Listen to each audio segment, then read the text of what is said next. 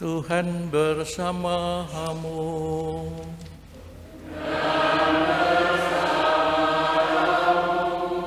Inilah Injil Yesus Kristus menurut Lukas.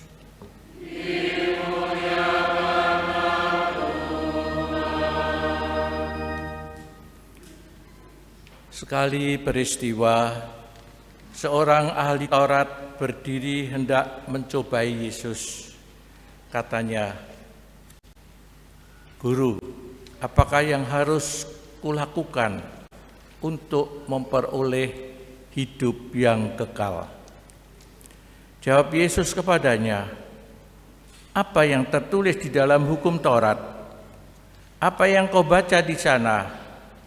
Jawab orang itu, "Kasihilah Tuhan Allahmu dengan segenap hatimu, dan dengan segenap jiwamu, dengan segenap kekuatanmu, dan dengan segenap akal budimu.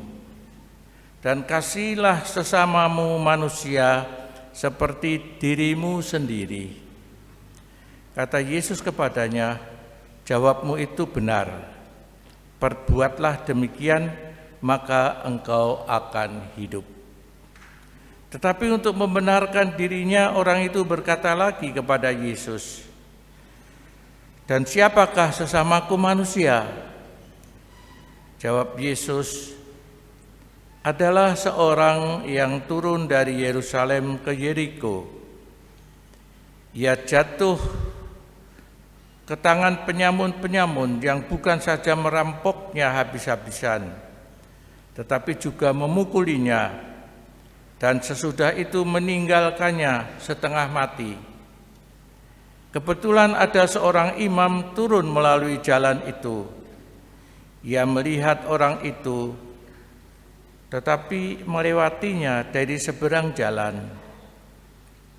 Demikian juga seorang Lewi datang ke tempat itu. Ketika melihat orang itu, ia melewatinya dari seberang jalan. Lalu datanglah ke tempat itu seorang Samaria yang sedang dalam perjalanan. Ketika ia melihat orang itu, tergeraklah hatinya oleh belas kasihan.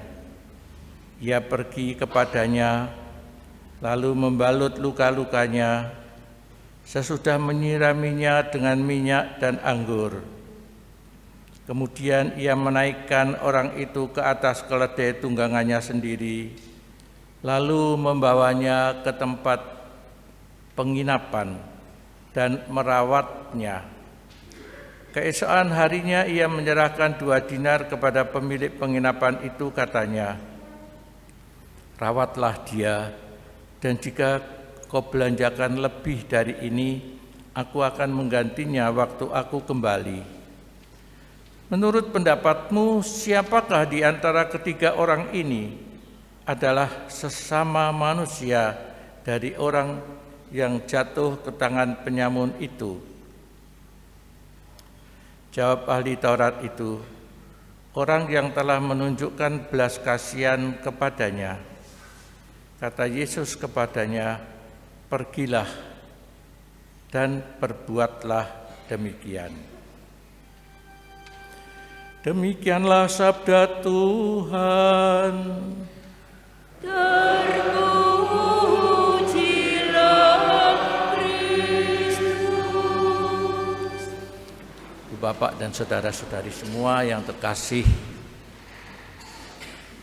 pertanyaan seorang ahli Taurat, ahli kitab suci kepada Yesus, sebenarnya juga dengan maksud intensi yang kurang baik karena ingin mencobai Yesus. Pertanyaannya itu pertanyaan yang sungguh-sungguh, sebenarnya bukan pertanyaan sembarangan. Dia bertanya, "Apakah yang harus kulakukan untuk mendapatkan kehidupan kekal?" Bukankah ini satu pertanyaan yang sebenarnya luar biasa, karena menyangkut kehidupan yang abadi, menyangkut kehidupan yang kekal, menyangkut seluruh diri pribadi untuk hidup dengan Tuhan selama-lamanya. Bukan hanya pertanyaan berapa 5 kali 5, ada berapa, ataupun juga di mana tempat tinggal, ataupun pertanyaan-pertanyaan yang lain. Tapi ini pertanyaan yang sungguh-sungguh menyangkut kehidupan untuk selama-lamanya bersama dengan Tuhan. Suatu pertanyaan yang sungguh-sungguh bukan sembarangan. Lalu apa jawab Yesus? Lihatlah di dalam kitab suci. Lihatlah di dalam kitab Taurat apa yang tertulis di sana, di dalam kitab suci. Jawabnya di situ, sudah tertulis di dalam kitab suci. Lalu orang itu menjawab, kasihilah Tuhan Allahmu. Jadi untuk mendapatkan kehidupan kekal, lihat itu, kasihilah Tuhan Allahmu dengan segenap hatimu, dengan segenap jiwamu, dengan segenap kekuatanmu, dengan segenap akal budimu, dan kasihilah sesamamu manusia seperti dirimu sendiri. Mengasihi Tuhan dengan segenap hati, dengan segenap jiwa, dengan segenap kekuatan kekuatan apa orang hidup mempunyai kekuatan, entah harta benda, entah apa saja yang menjadi kekuatan hidupnya. Kasihilah Tuhan Allahmu dengan segala akal budimu, dengan pikiran-pikiranmu, dengan hatimu, dengan seluruh perasaanmu.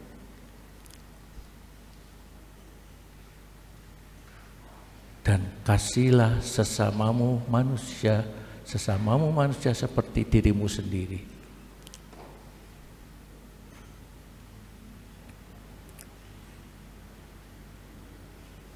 Lalu apa jawab Yesus? Lakukanlah itu, kerjakanlah itu. Lakukanlah itu. Bukan hanya disimpan di dalam hati, tetapi kerjakanlah itu, lakukanlah itu. Kemudian masih melanjutkan lagi, siapa sesama manusia? Lalu Yesus membuat satu perumpamaan, ada orang dari Yerusalem turun ke Yeriko. Memang daerah itu daerah yang tidak aman, banyak perampokan, kejahatan, dan memang terjadi ada seseorang yang terkapar di tengah jalan, berlumuran darah, hartanya dirampok. Kemudian ada dikatakan seorang imam, seorang Levi yang lewat itu, karena itu berhubungan dengan keagamaan ya, hanya lewat saja. Dia tidak peduli dengan orang yang sedang menderita seperti itu. Dia tidak mempunyai hati kepada orang tersebut. Lalu datanglah yang seperti yang diceritakan orang Samaria. Kita tahu orang Samaria itu mempunyai hubungan ataupun dengan orang-orang Yahudi mempunyai hubungan yang tidak baik. Katakanlah itu ada sentimen suku atau sentimen kelompok. Karena orang-orang Samaria boleh dikatakan sudah tidak murni lagi, campur dengan orang-orang atau bangsa-bangsa yang lain. Karena itu dianggap warga kelas 2. Di sentimen seperti itu antar kelompok. Tetapi justru orang itulah yang peduli kepada orang yang sakit, orang yang dirampok, berlumuran darah di tengah jalan, dan kemudian orang itu membawanya dengan keledainya ke tempat penginapan, diobati, dibersihkan luka-lukanya, diminyai, kemudian dikatakan juga dituangi anggur supaya bersih, segar, bisa sembuh lagi. Dan kemudian kalau ada yang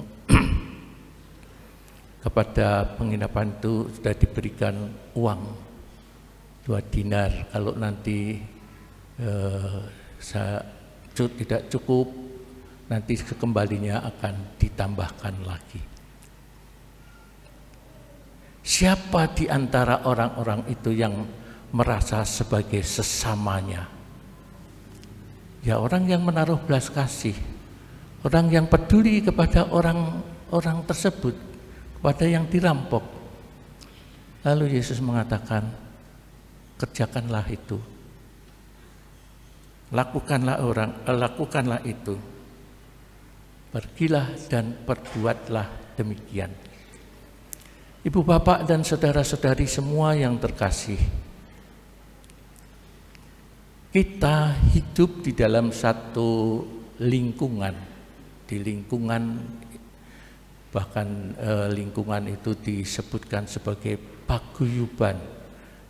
Setiap lingkungan ada dibatasi 50 keluarga, 50 kakak, lingkungan kita. Kalau lebih besar lagi, dimekarkan. Maksudnya agar satu sama lain di lingkungan itu kenal satu sama lain, dan mudah untuk berkumpul, untuk berdoa, untuk merenungkan sabda Tuhan bersama-sama di lingkungan. Dan kenyataannya pada masa pandemi juga kita peduli kepada orang-orang yang menderita, yang isolasi, yang harus isolasi supaya bisa lebih baik keadaannya, diobati.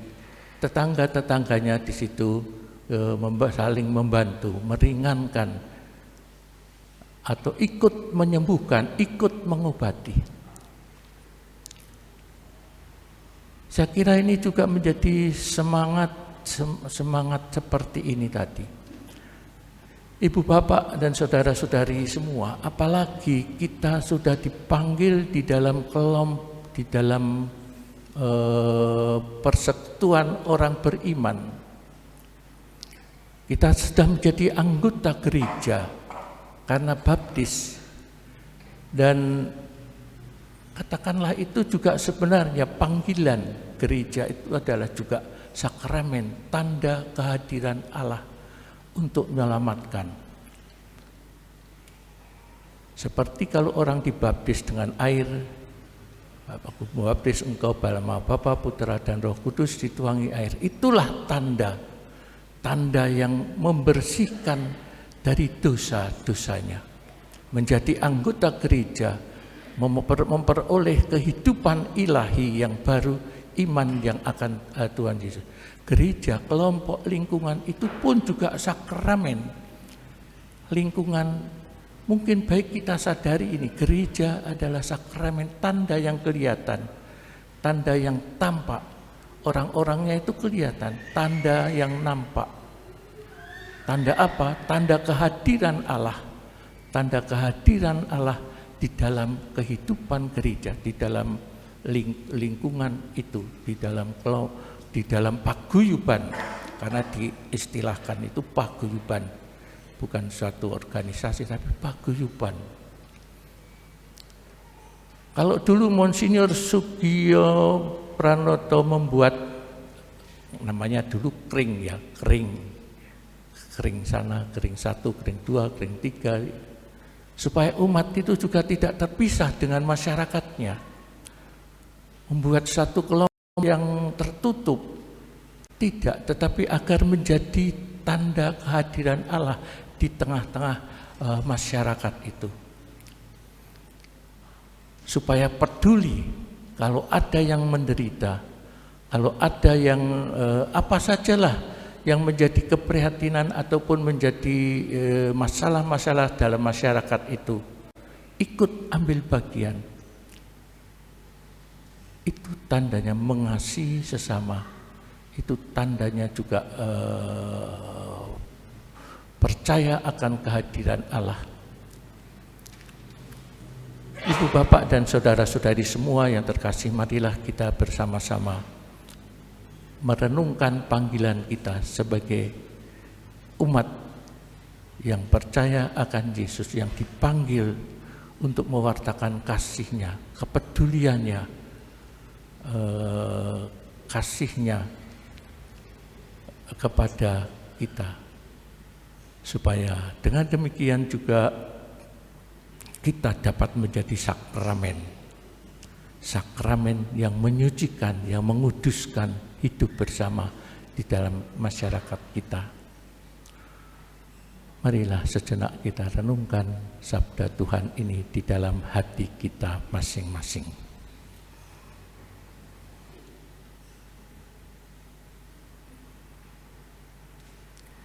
Kemuliaan kepada Bapa dan Putra dan Roh Kudus.